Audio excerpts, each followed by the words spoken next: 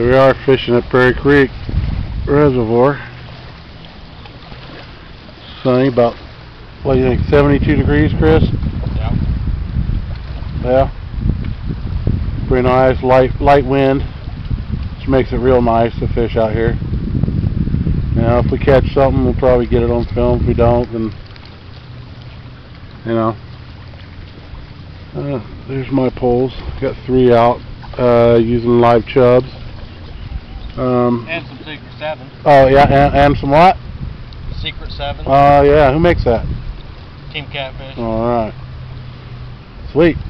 Alright, so if we get something, we'll get back to you.